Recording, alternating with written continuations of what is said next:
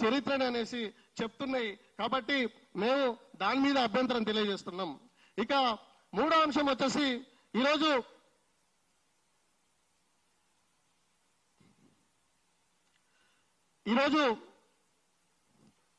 చాలా మంది మేము పోస్టర్ రిలీజ్ చేయడం జరిగింది. ఇది ముమ్మాటికి ప్రజావీడు పండుగ సాయన చరిత్రనే చాలా మంది సినిమా రచయితలు డబ్బుల కోసం వినోదం కోసం వక్రీకరిస్తున్నారు కాబట్టి మేము దీన్ని అడ్డుకుంటామంటే మళ్ళీ కొత్త అంశం తెర మీద తీసుకొచ్చున్నారు. ఏంటంటే ఈ హరిహర వీరమల్లు అనేది 13వ శతాబ్దంలో విజయనగర సామ్రాజ్యాన్ని స్థాపించిన హరిహర రాయలు బుక్కరాయలకు సంబంధించిన చరిత్ర. అందులో హరిహర రాయలు ఏదైతే ఒక క్యారెక్టర్ ఉందో దాన్నే పవన్ కళ్యాణ్ గారు పోషించారు. అదే చరిత్రను మేము ఈరోజు హరిహర వీరమల్లు అనే పేరుతో చిత్రం తీస్తున్నామనేసి వాళ్ళు చెప్పడం జరిగింది. ఇందులో ఇప్పటి వరకు రిలీజ్ అయిన 2 ట్రైలర్లు కావచ్చు, వాళ్ళు చెప్తున్న అంశాలకు సంబంధించి కావచ్చు, ఇదే హరిహర వీరమల్లు అనే చిత్రానికి సంబంధించి కావచ్చు, మాకు కొన్ని అభ్యంతరాలు ఉన్నాయి. దాని మీద స్పష్టత ఇవ్వాల్సిన అవసరం చిత్ర యూనిట్కి ఉంది. అదేంటంటే ఈరోజు ఇది సమగ్రాంధ్ర సాహిత్యం.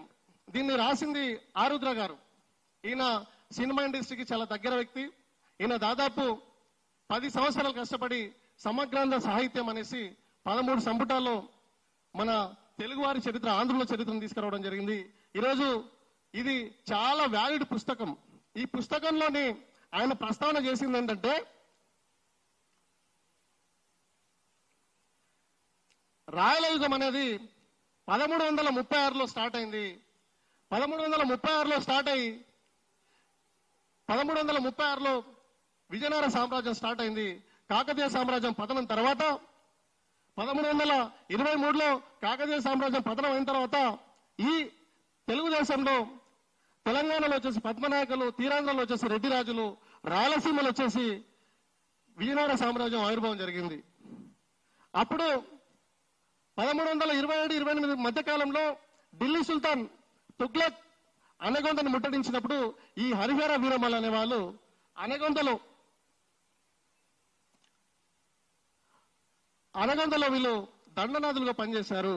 వాళ్ళ దగ్గరే ఈ దండనాథులుగా ఉన్న ఈ హరిహర బుక్కరాయలను ఢిల్లీ సుల్తాన్ను బంధించి ఢిల్లీకి తీసుకుపోయి వాళ్ళను మతం మార్పించి మళ్ళీ వాళ్ళను ఏదైతే హరిహర బుక్కరాయలను కంపిలి రాజ్యానికి వాళ్ళ సామంత రాజులో పంపిస్తే వాళ్ళు మార్గ మధ్యంలోనే మతం మార్చుకుంటారు. మతం మార్చుకొని తుంగభద్ర నది ఒడ్డునే వాళ్ళు విద్యారణ్య స్వామి ఆశీర్వాదంతో విజయనగర సామ్రాజ్యాన్ని 1336లో స్థాపిస్తారు.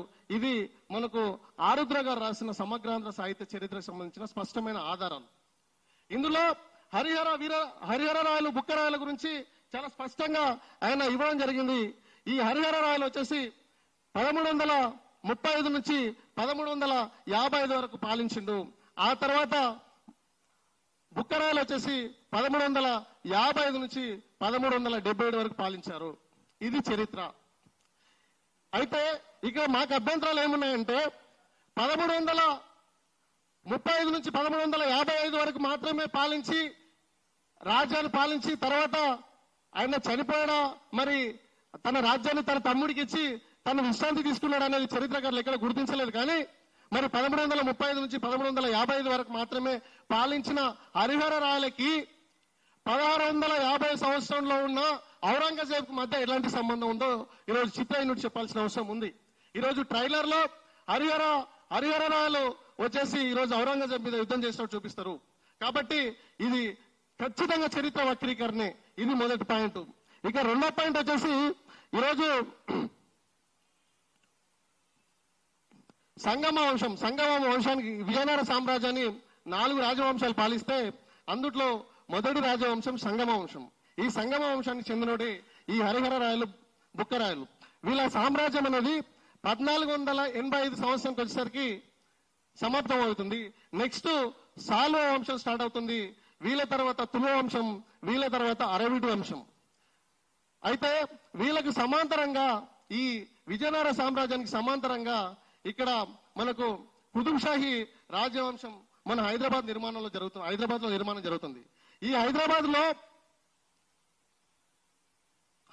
లో